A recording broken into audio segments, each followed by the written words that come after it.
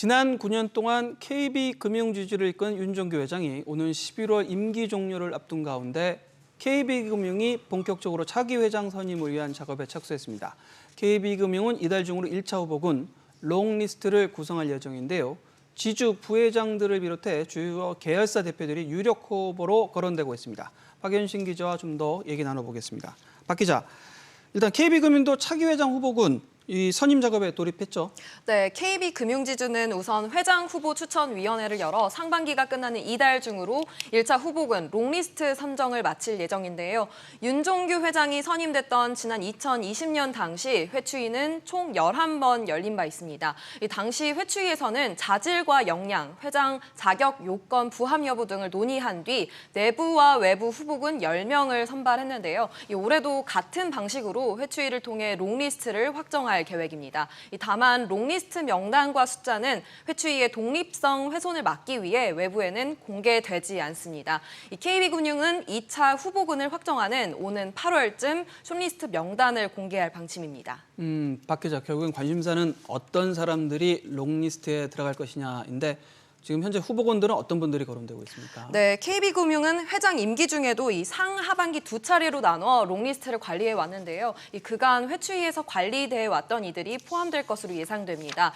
지난해 하반기까지 롱리스트는 내부 추천 10명과 외부 추천 10명으로 구성된 바 있는데요. 올해도 10명에서 20명 내외로 롱리스트가 만들어질 것으로 예상되는 가운데 앞서 롱리스트로 관리돼 왔던 이들이 대거 포함될 가능성이 높아 보입니다. 우선 내부 후보군을 살펴보자면 지주 부회장들을 비롯해 주요 계열사 대표 등이 거론되고 있는데요. 허임 부회장과 양종희 부회장, 이동철 부회장, 박정림 총괄 부문장, 이재근 국민은행장 등이 물망에 오를 것으로 전해졌습니다. 여튼 거의 후보군들이 어느 정도 나와 있는데 관심사는 이제 이 후보군에서 어떻게 추려질 것이냐. 그러니까 숏리스트, 요거는 어떤 분들이 지금 유력하게 검토되고 있나요? 네, 아무래도 이 KB금융 부회장단 세 사람이 아직까지는 가장 유력한 후보자로 지목되고 있는데요. 서울대 법학과 80학번인 허 부회장은 현재 글로벌 보험 부문을 담당하고 있습니다.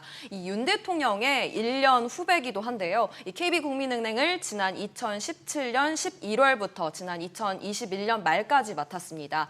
허 부회장은 윤 회장으로부터 국민은행장 자리를 물려받은 격이라 높은 신망을 받고 있는 것으로 전해졌습니다.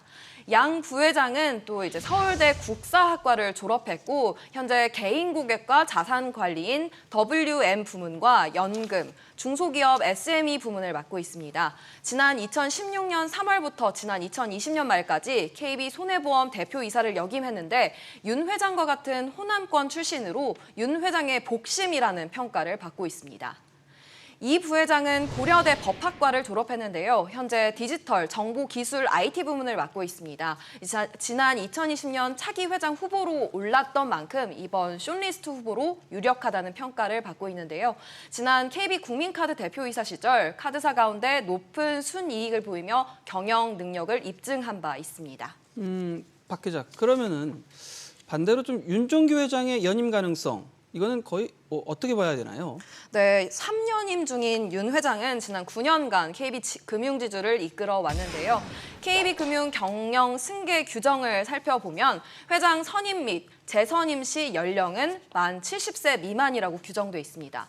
1955년생인 윤종규 회장은 올해로 만 68세로 이 조건은 충족하는데요.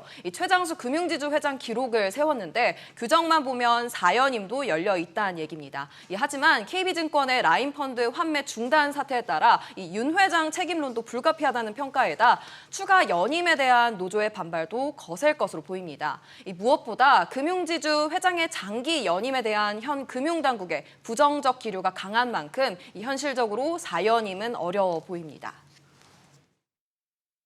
현재의 은행 구조가 순이자 마진이 굉장히 큰 구조로 가고 있으니까 금융권이 변화를 하고 있는데도 혁신이 일어나지 않고 있는 거죠. 보신주의가 계속 자리 잡고 있어서 현 회장의 연임 체제를 계속 가져가면 혁신을 일으키는데도 당연히 방해가 되는 부분도 연임 반대 이유 중에 하나입니다.